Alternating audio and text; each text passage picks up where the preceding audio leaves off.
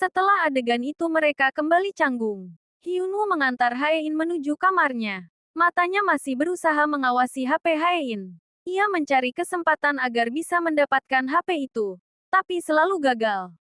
Haein hendak masuk ke kamarnya. Hyunwoo menarik tangannya lagi dan bertanya apakah Haein akan tidur. Sikap aneh Hyunwoo membuat Haein salah paham mengira Hyunwoo sangat perhatian padanya. Sementara Hyunwoo masih gelisah di luar kamar Haein. HP Haein mati. Ia segera mengecasnya dan pergi mandi.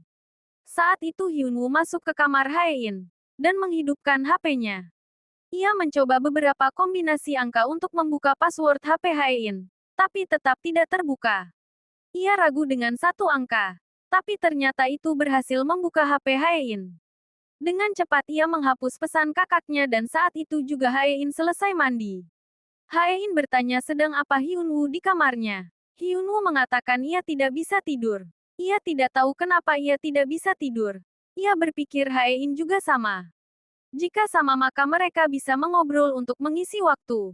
Haein dengan senang hati mengajak Hyunwoo bicara walaupun dia agak lelah.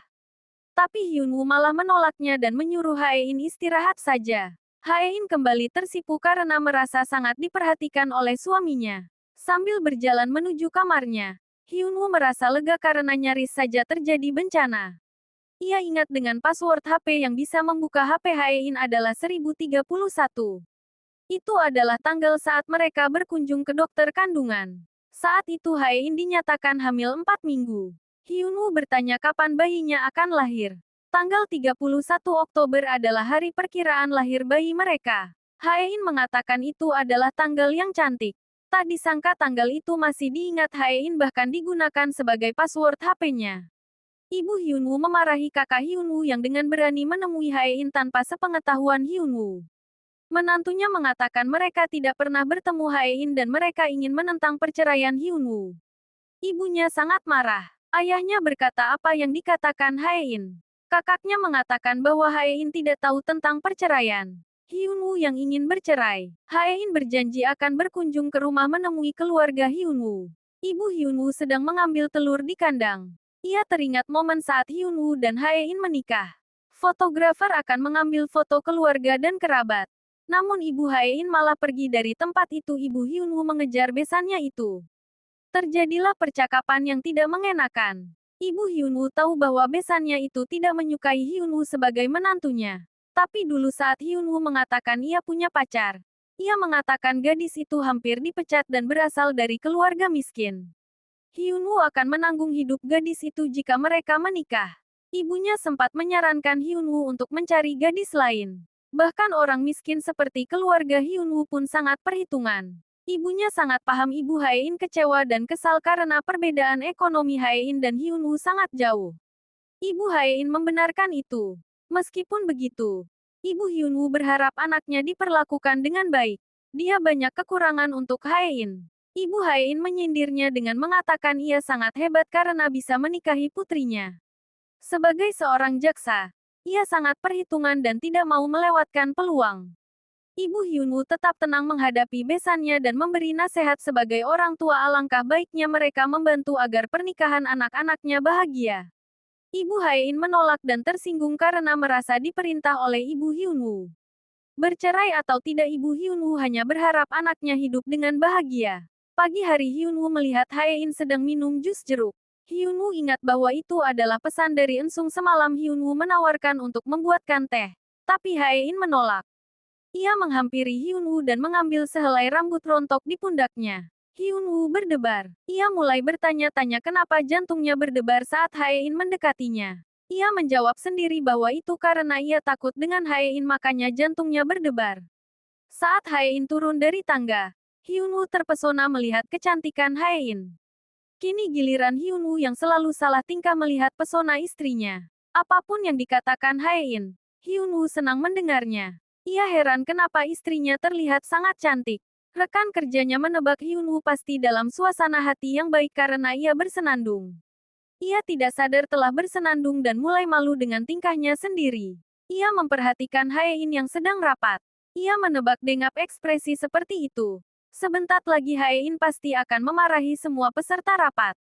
Ia menghitung mundur. Tebakannya salah. Haein malah tertawa sambil memuji.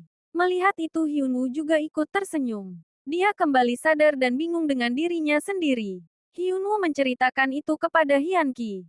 Hyunki menebak Hyunwoo telah jatuh cinta. Karena hal itu biasa terjadi. Hyunwoo menyangkalnya. Hyunki bertanya lalu kenapa Hyunwoo membelikan Haein sepatu. Hyunwoo berbohong mengaku sengaja membelikan sepatu karena ingin Haein segera luluh hatinya dan merubah surat wasiat padahal ia membelikan sepatu karena melihat Haein hampir jatuh di eskalator karena sepatunya tidak nyaman. Hyunki bertanya bagaimana responnya setelah ia memberinya. Tentu saja Haein curiga dan bertanya kenapa ia membelikan sepatu. Hyunwoo menjawab ada diskon 50% dan hari ini hari terakhir jadi ia membelikan Haein. Haein mengatakan ia sudah punya banyak sepatu yang lebih mahal. Ia tidak yakin akan memakai sepatu diskonan itu. Hyunwoo membenarkan koleksi Haein memang banyak, tapi tidak yakin akan senyaman sepatu ini. Yang lebih mengejutkan, Haein mau menggunakan sepatunya. Hyunwoo senang ia memakainya. Teman Hyunwoo bertanya ada hubungan apa Haein dengan Ensung. Belakangan ini mereka sering bertemu. Hyunwoo menjawab mereka rekan bisnis. Ia membantu Haein untuk mendapatkan Hersina. Temannya masih curiga karena Ensung setiap hari menemui Haein. Kadang mereka mengopi bersama. Hyunwoo tetap menyangkal. Tiba-tiba Ensung menyentuh rambut Haein. Hyunwoo yakin Haein akan marah karena tidak suka rambutnya dipegang. Ternyata Haein tersenyum. Hyunki bertanya apakah Hyunwoo terganggu dengan kedekatan Haein dan Ensung. Hyunwoo menjawab tidak sama sekali. Ia terus mengelak mengatakan tidak mungkin menyulai Haein. Jadi untuk apa cemburu? Hyunki tahu temannya berbohong. Jika tidak cemburu kenapa ia justru memanggang selada? Ensung bertanya kenapa ia memakai sepatu seperti itu. Haein dengan tersipu menjawab bahwa Hyunwoo membelikannya. Ia harus memakainya. Ensung menawarkan membelikan sepatu lain yang lebih layak karena akan bertemu Pak Herman. Tapi Haein menolaknya. Ia sudah menggunakan baju dari Hersina. Lagi pula sepatunya tidak nyaman. Hyunwoo khawatir ia terjatuh.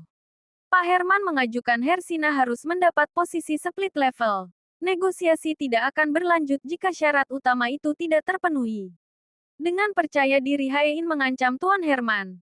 Ia menyebut nama Sarah Lopez yang membuat Pak Herman terkejut. Ternyata Ensung memberitahu rahasia Pak Herman yang berselingkuh dengan desainer terkenal dari Jerman. Istrinya tidak tahu mereka berselingkuh. Jika tahu maka Pak Herman tidak akan bisa bertemu putrinya lagi karena istrinya juga seorang pengacara handal. Haein melanjutkan perkataannya. Sarah akan membuka toko tepat di atas Hersina. Jika Hersina minta 2 lantai, maka ia harus merenovasi pasaraya. Tentunya Sarah tidak akan mendapatkan tempat. Pak Herman tercengang mendengarnya. Hyunwoo membeli 2 bungkus kue kacang. Hyunki semakin curiga Hyunwoo mulai peduli dengan Haein. Sikap Hyunwoo menunjukkan bahwa ia mulai mencintai Haein. Hyunwoo tetap menyangkal dan mengatakan itu hanya kue kacang. Hyunwoo membaca pesan dari Haein yang menanyakan Hyunwoo di mana. Haein ingin memberitahu sesuatu yang akan membuat Hyunwoo bahagia. Hyunki mulai menduga jangan-jangan Haein sudah merevisi surat wasiatnya dan menyerahkan semuanya ke Hyunwoo. Hyunwoo masih meragukannya dan mengatakan tidak mungkin. Hyunki memberikan selamat dan memeluk temannya itu. Meskipun itu belum pasti tapi mereka yakin berhasil. Sampai rumah Hyunwoo melirik amplop putih di samling Haein. Ia menduga itu surat wasiat. Saat dibuka ternyata isinya adalah hasil penelitian pusat kanker dari Eropa. Mereka pikir ada peluang Haein untuk sembuh. Bahkan sampai 51% peluangnya untuk sembuh. Hyunwoo terkejut dan mulai panik mendengar itu. Tapi Haein tetap dengan semangat menjelaskan ke suaminya bahwa ia tidak akan kalah dengan penyakit ini. Dia akan sembuh demi Hyunwoo. Hyunwoo pura-pura tersenyum melihat Haein sangat bahagia. Kenyataannya ia sangat kesal dan sedih mendengar kabar itu. Ia merasa akan kembali menjalani hidup seperti dulu. Rapat keluarga setiap malam. Diomeli oleh Haein di kantor dan harus menyiapkan makanan untuk peringatan upacara di keluarga Queens. Ia mulai depresi dan mengkonsumsi obatnya lagi. Dia kembali ke rencana awalnya akan bercerai dengan Haein. Ia membayangkan dirinya sudah memberitahu Haein tentang niatnya untuk bercerai. Jawabannya pasti Haein tidak suka dikhianati. Dia bisa mati karena Haein. Seulhi berolahraga Negan Pahong. Saat istirahat, Beomja datang memberikan air minum kepada Pahong. Ia mulai menyindir Seulhi yang membuat dirinya renggang dengan ayahnya. Saat mereka berdua, Beomja memohon agar Pahong mau menemaninya makan saat ulang tahunnya. Hanya berdua antara Beomja dan Pahong. Beomja terus merengek seperti anak kecil. Pagi itu Hyunwoo melihat Ensung datang ke rumah menemui Haein. Mereka mengatakan sedang meeting tentang Hersina. Hyunwoo mengaku sebagai tim hukum harus terlibat. Tapi Ensung mengatakan ini adalah rapat antar dirut. Haein ingin membuatkan Ensung espresso. Saat Ensung dan Hyunwoo hanya berdua, mereka mulai berdebat memperebutkan hati Haein. Ensung mengatakan Haein selalu minta bantuannya. Katanya hanya ia yang bisa membantu masalahnya. Itu membuat ekspresi Hyunwoo berubah. Ia protes pada Haein. Kenapa ia tidak keberatan saat Ensung memegang rambutnya sedangkan saat ia yang memegang? Haein marah. Ia ingin diperlakukan adil. Haein hanya tersenyum melihat tingkah suaminya. Hyunwoo terus mengawasi Haein dari luar. Ia begitu benci melihat Ensung tertawa-tawa bersama Haein. Saat itu, Ensung malah menutup tirai agar Hyunwoo tidak bisa melihat mereka lagi.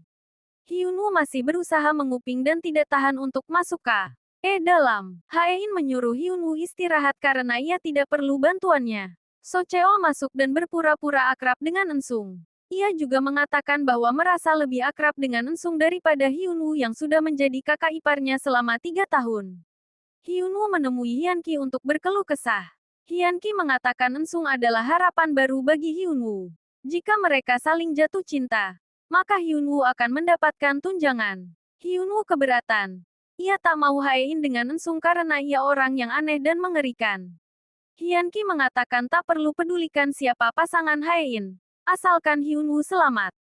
Hyunwoo tetap menolak Ensung dengan Haein. So Cheol mengajak Ensung untuk melihat lahannya yang sangat luar.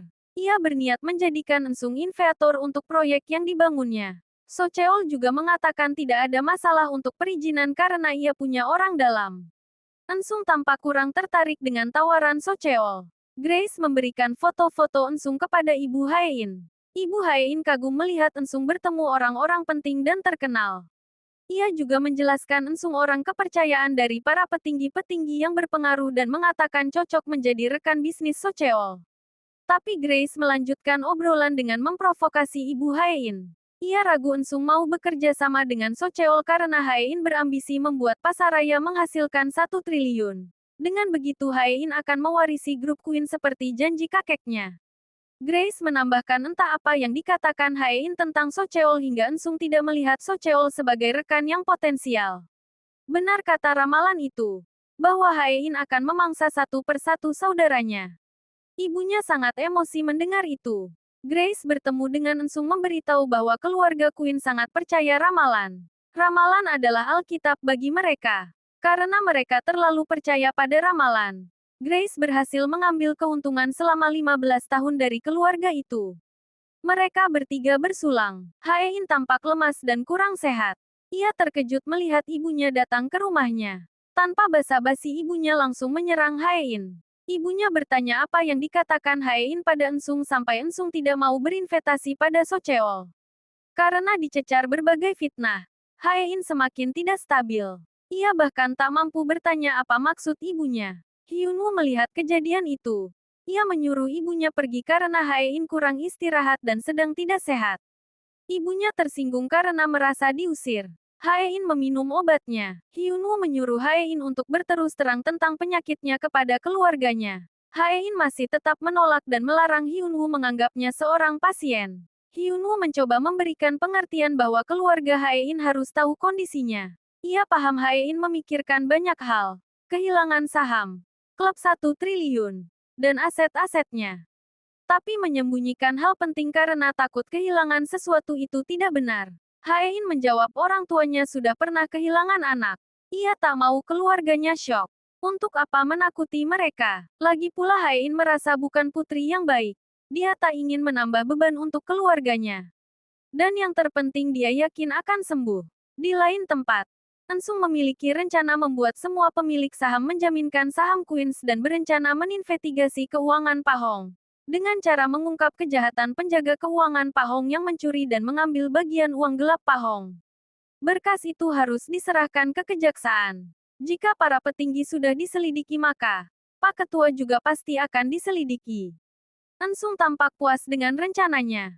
Para petinggi Queens menerima broadcast ajakan menaruh sahamnya di swasta dengan menjaminkan saham Queens bagi yang kurang uang tunai.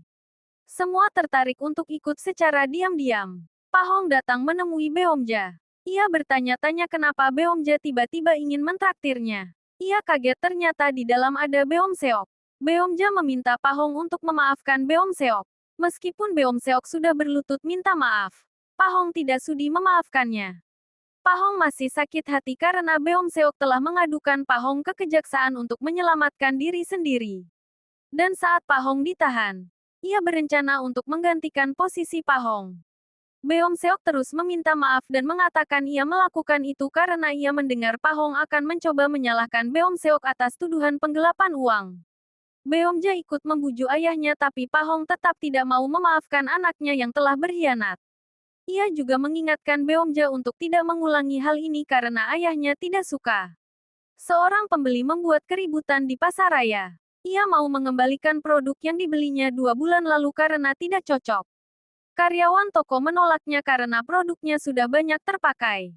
Pembeli itu semakin ngotot hingga melempar barang di etalase. Haein melihat kejadian itu.